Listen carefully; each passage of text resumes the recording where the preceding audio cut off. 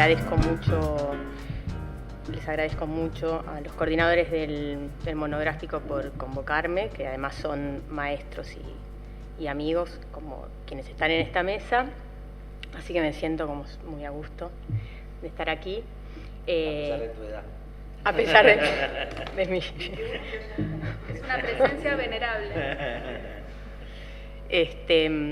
Y agradezco mucho a quienes han venido, algunos han venido especialmente y se los agradezco especialmente. Yo voy a entrar y salir del artículo en realidad, y voy a salir más de lo que voy a entrar. Quiero hablar más de política, me parece que es importante hablar de política en este momento. Primero porque creo que es importante hablar de política en general por los impactos que la política está teniendo en los argentinos. Creo que en el caso de los académicos en particular también lo es, no solamente porque los ajustes están haciendo que de los que nos proponemos como ingresantes a poder investigar en el CONICET, solo estamos quedando un 10%, me parece que eso forma parte de lo particular, de lo que no solamente atañe a nosotros como investigadores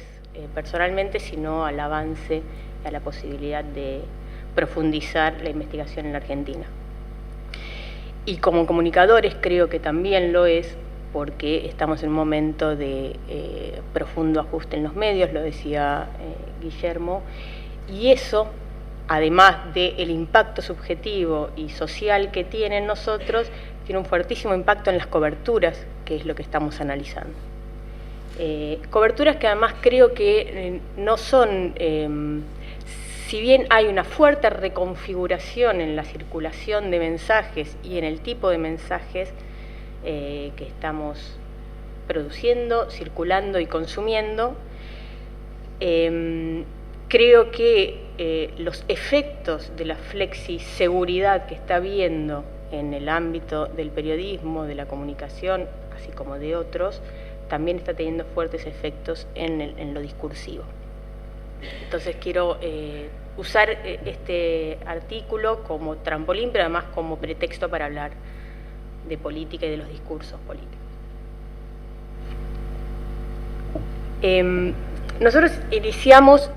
este artículo deteniéndonos en lo que fue la cobertura de algunos medios digitales, que no tiene que ver con lo que les estoy mostrando, pero que fue la cobertura que hicieron algunos medios digitales, o algunas homes, digamos, la versión digital de medios tradicionales en realidad, sobre lo que fue una de las semanas más fuertes de la causa de los cuadernos Gate. Coincidía en el tiempo, digamos, levantar esa información tenía que ser en tiempo real,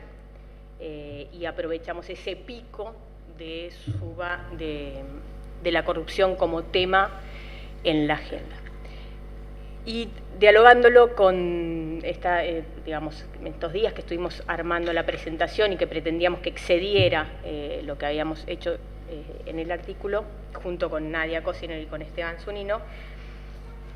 lo que nos preguntábamos era qué había pasado con la corrupción a lo largo de este tiempo acotado, y también tratar de compararlo con un tiempo más largo, un periodo más largo. ¿Por qué? Porque poder ver el movimiento que fue teniendo en la cobertura la corrupción nos permite darnos cuenta de que ese tema es lo que nosotros denominamos un tema no obstrusivo, o sea, es un tema no experiencial que compite poco con la cobertura que se hace de ese tema, por cuanto la cobertura que se hace de ese tema necesita ser mucho más espectacularizante para incidir en el debate público, si no, realmente no tiene, y además, y para lograr instalarse como preocupación. Cuadernos lo es, los bolsos de López lo ha sido, D'Alessio lo es, los Panama Papers no pudo serlo. Y me parece que este ingrediente de la espectacularización y la narración del espectáculo político es fundamental para poder pensar cómo los medios tienen mucho más margen para construir esto como una preocupación que no forma parte de una preocupación de lo que nosotros llamamos la agenda pública interna, sino la agenda pública externa, es decir, forma parte de nuestras conversaciones en los bares o de lo que vemos como agenda percibida, pero no es que si yo me levanto a la mañana y siento como taquicardia porque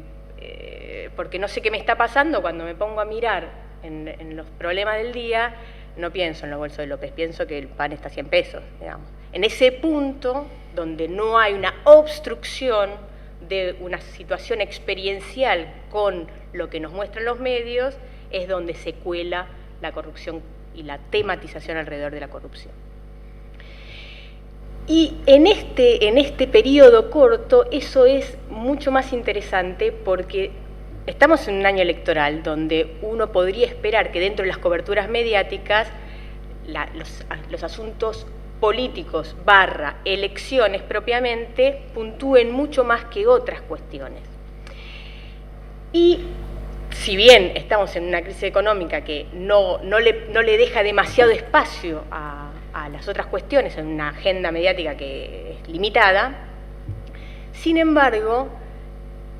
si uno se fija en los asuntos políticos y las elecciones, no puntúan, o sea, acá los juntamos a los dos y por eso están cerca del 20% a esta altura,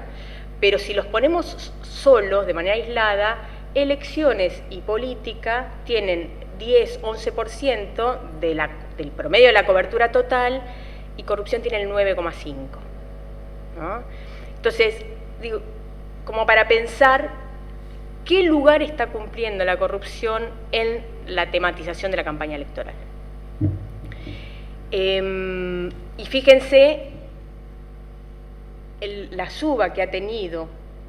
desde el primer trimestre, desde el primer semestre del 2018 hasta hoy, en paralelo a la suba del problema y la crisis económica y en paralelo al avance de la campaña electoral. Dentro de la construcción espectacularizante que hay de la corrupción, lo que nos interesa ver es la corrupción, que es un tipo de delito, cómo es presentada. Digamos, no es presentada como una noticia policial común, sino que es emplazada dentro de una sección política y tiene además un encuadre político, ¿no? ¿Por qué tiene un encuadre político? Porque si bien los números, también construcciones, extramediáticos, o sea, esos indicadores son construcciones, pero son extramediáticos, nos estarían diciendo que solamente el 5% de dinero que se desvía o que se fuga está representado por la corrupción del Estado, mientras que más del 30% por cuestiones criminales y más del 60% se fuga por evasión de impuestos de privados. Sin embargo, en términos mediáticos, la concentración de asuntos encuadrados en términos de corrupción / delito se enfoca fundamentalmente en asuntos que hacen a la corrupción estatal. Y esto, en este lapso de este gobierno, ha sido mucho más fuerte todavía porque la corrupción estatal y la corrupción K no solamente se ubicó como issue en sí mismo, sino que fue el encuadre que se utilizó para justificar y responsabilizar a esa corrupción K de muchos de los principales decisiones políticas antipopulares que se tomaron. Entonces, digo, hubo como una penetración muy reticular de la corrupción en estos términos. En ese punto lo que nos interesa ver es quiénes formatean ese encuadre de la corrupción. Y por eso nos interesa ver el rol de las fuentes, porque si nosotros analizamos los autores más tradicionales que analizan la incidencia de las fuentes en las coberturas mediáticas, lo que vemos es que en general las fuentes oficiales suelen estar por encima de todo el resto de las voces y suelen cubrir el mayor grado de espectro de voces que dan forma a las coberturas noticiosas. En el caso de la corrupción pasa lo contrario. Entonces, lo que nos preguntábamos era cómo operacionalizar esa variable que nos dé cuenta no solamente de la presencia de determinadas fuentes oficiales versus no oficiales, sino qué crédito se le daba a unas y otras para hablar de la corrupción. Porque en realidad los dirigentes kirchneristas o aquellos que estaban implicados, sean oficiales o no, eso no modificaba qué incidencia podían tener en el cuadro de estas noticias, sino que eran desacreditados. Con lo cual, lo que vemos es que no solamente en el caso de la corrupción tenemos un mayor porcentaje de presencia de fuentes no oficiales por encima de las fuentes oficiales, en el caso de la cobertura de los cuadernos, sino que además, si se fijan, son muchos nombres, no me voy a detener en cada uno, sería como más anecdótico, pero lo que quiero mostrar con este gráfico es que aquí el crédito que se da a determinadas fuentes no tiene que ver con lo oficial o no oficial, sino con lo oficialista versus la oposición. Digamos, en ese sentido, con esa influencia de las fuentes que se acreditaban y se desacreditaban, se fue encuadrando el caso de los cuadernos. Quiero terminar con un gráfico, si me da tiempo para 1,5, para retomar lo que les decía al comienzo. La economía nacional representa 1/3 de la cobertura, del promedio de la cobertura que estamos tomando de algunas homes durante este año, del promedio, con lo cual no estamos dando cuenta acá de los picos, pero si nosotros distinguimos entre elecciones y política, tenemos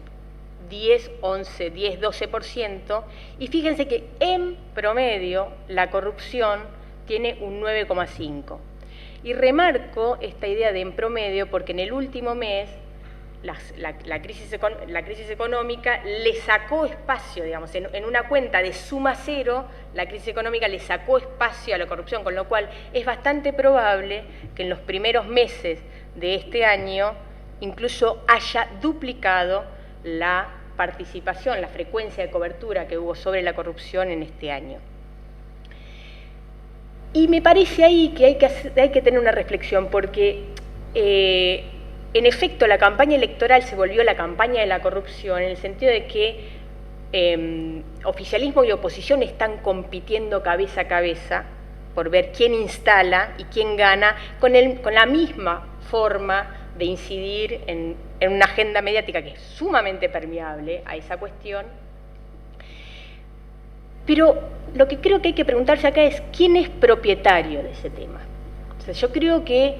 esto es una observación muy personal, que por ahí la he discutido por fuera de una cuestión más comunicacional, pero